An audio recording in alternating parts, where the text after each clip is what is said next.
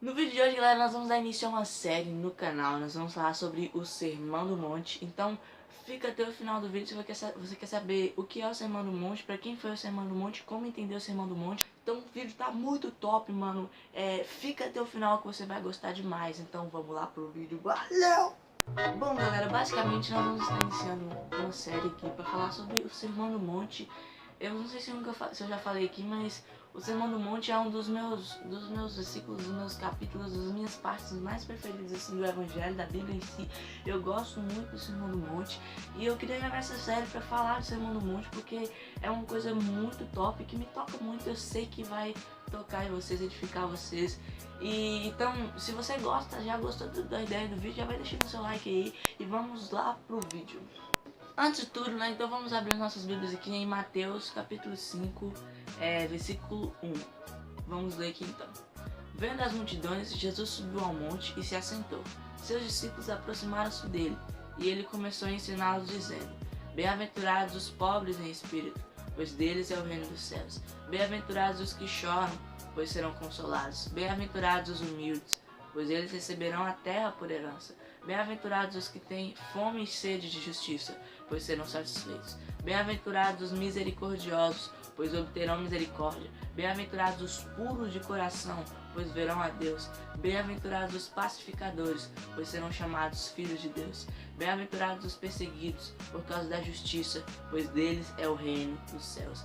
Bem-aventurados são vocês, quando por minha causa os insultarem, os perseguirem e levantarem todo tipo de calúnia contra vocês. Alegrem-se e regozijem-se, porque grande é a sua recompensa nos céus, pois da mesma forma perseguiram os profetas que vieram antes de vocês.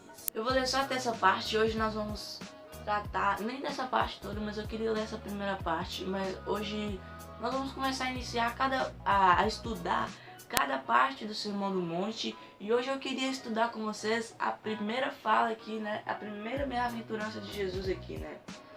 No versículo 3 está escrito assim: Bem-aventurados os pobres em espírito, pois deles é o reino dos céus. No Evangelho de Marcos ou de Lucas, pode estar diferente. Por exemplo, essa questão aqui do versículo 3 que eu falei, lá não tá pobres de espírito, tá só pobres. Então esse é o primeiro assunto que eu quero tratar. Mas antes de eu entrar nessa questão, o que a gente precisa entender? A gente precisa entender que o Sermão do Monte, para quem Jesus estava se referindo quando ele estava pregando no Sermão do Monte. Ou seja, para quem é que foi o Sermão do Monte? Nós sabemos que ali estava uma multidão, e junto com a multidão também estavam os discípulos. Ou seja, os discípulos também faziam parte da multidão. Só que o que acontece? Havia uma diferença entre os discípulos e a multidão, porque os discípulos já haviam atendido ao chamado discipulado de Jesus, mas a multidão não. A multidão era como se fosse ainda os que ainda não receberam Jesus na sua vida. Ou seja, era como se eles ainda não tivessem se atentado ao chamado do discipulado. É como se eles ainda não tivessem decidido seguir Jesus. Então os discípulos já haviam sido a multidão um dia, mas hoje eles são discípulos. Então o que acontece? Quando Jesus se refere Quando Jesus se refere aos pobres de espírito, ele não estava se referindo somente aos pobres da multidão, mas ele estava se referindo aos discípulos. Por que ele estava se referindo aos discípulos? Porque ao ele dizer pobres de espírito, ele estava dizendo que realmente os discípulos eram pobres. Mas por que os discípulos eram pobres? Não pobres apenas no sentido de não ter o que comer ou de não ter o que vestir, porque eles tinham sim o que comer e o que vestir. Mas o que acontece? Eles eram pobres para as coisas desse mundo. Como assim, Alisson? A partir do momento que eu recebo o chamado de discipulado na minha vida, então eu me torno pobre para as coisas desse mundo. Vamos analisar, por exemplo, a história de Pedro. Pedro, ele era pescador, ou seja, o tesouro dele era a pesca, ou seja, ele passava o dia todo pescando. Então a vida dele era pescar, era simplesmente pescar. Ou seja, ele vivia para aquilo, era a profissão dele e aquilo era o tesouro dele. E quando Jesus chamou ele, ele abandonou as redes, ele abandonou o barco, ele abandonou a pesca. Por que ele abandonou? Porque ele descobriu algo que era mais importante do que a pesca, do que o trabalho dele.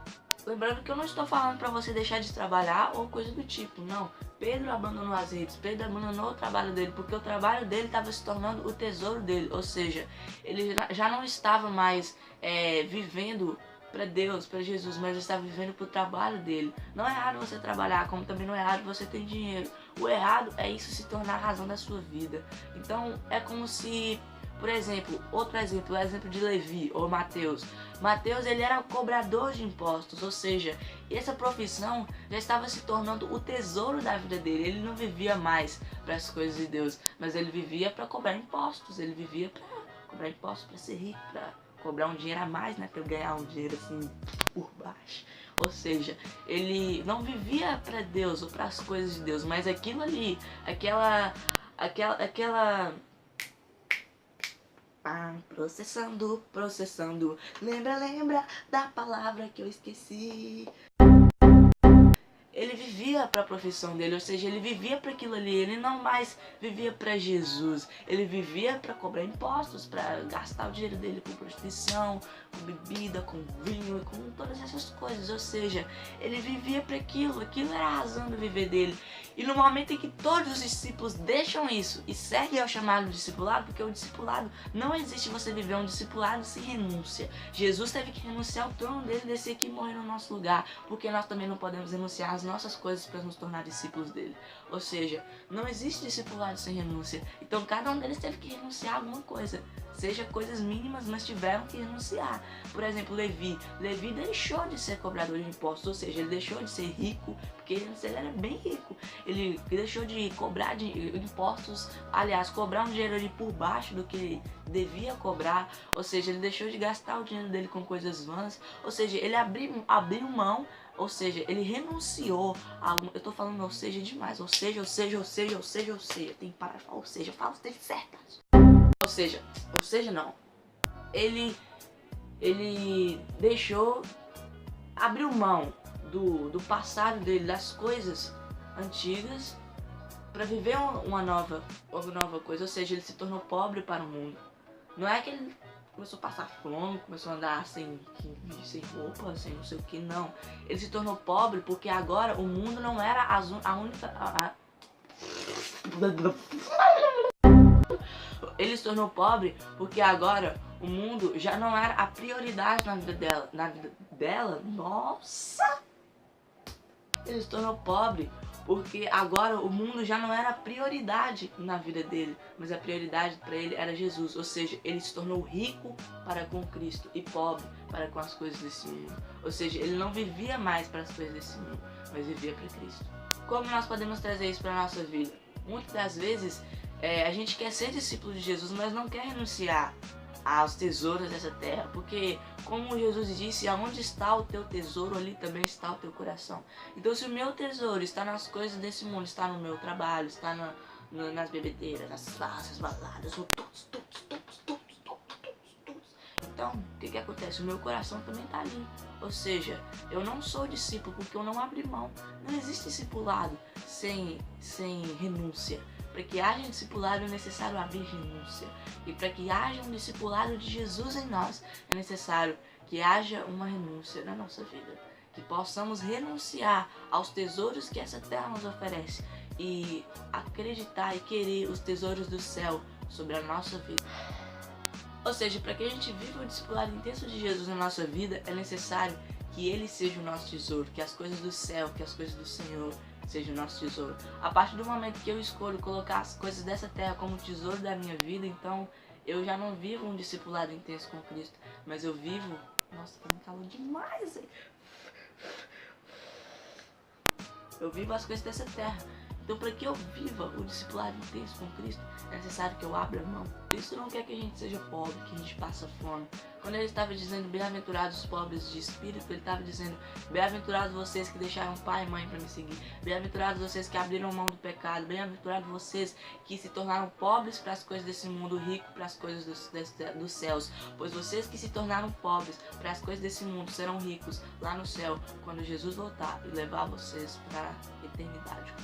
Ou seja, o que acontece? Jesus tem algo para nós que não vem dessa terra. Nossa, é importante que a gente trabalhe, que a gente construa uma família, que a gente construa uma casa. Mas se a gente não tiver os nossos tesouros no céu, então não adianta. Não estou falando de tesouros físicos, ouro, prata, dinheiro. Não, isso tudo vai passar um dia. Eu estou falando de tesouros espirituais, da sua salvação, o seu tempo a sós com Deus, a sua intimidade com Deus, o seu tempo conhecendo Jesus. Ou seja, Jesus, quando nós nos tornamos pobres, quando nós abrimos mão das coisas desse mundo do pecado, quando nós abrimos mão daquilo que nos afasta de Deus, quando nós abrimos mão daquilo que se tornou tesouro na nossa vida e colocamos Jesus como tesouro da nossa vida, então ele tem uma promessa para nós. Bem-aventurados vocês pobres de espíritos, pois teu é o reino dos céus. Ou seja, aqueles que se tornaram pobres para seguir Jesus serão eternamente ricos quando entrarem no reino dos céus. Não ricos em bens materiais, mas ricos em glória com o Senhor Jesus, morando em eternidade com ele no céu. Então galera, esse foi o vídeo, espero que você tenha gostado. Se você gostou, não esquece de deixar o seu like e de se inscrever aqui embaixo no botão vermelho e de assinar o sininho para que todas as vezes que sair vídeo novo aqui no canal você seja notificado. E se você não dá like no vídeo, infelizmente o YouTube não vai entender que você não gostou desse conteúdo e não vai te notificar no próximo vídeo. Então não esquece de deixar o seu like e de se inscrever aqui no canal. E se você acha que esse vídeo vai edificar outras pessoas, dá ele para os seus amigos, para os seus parentes, para os seus colegas, não sei, para qualquer pessoa aí do seu círculo íntimo. Manda aí no seu WhatsApp, no seu Facebook, no seu Twitter, no seu Instagram. Fala assim, ó, tem um menino doido que grava uns vídeos doidos lá, manda aí pra todo mundo. E vai, assista os vídeos, vai, então é isso aí, eu te espero no próximo vídeo. Falou!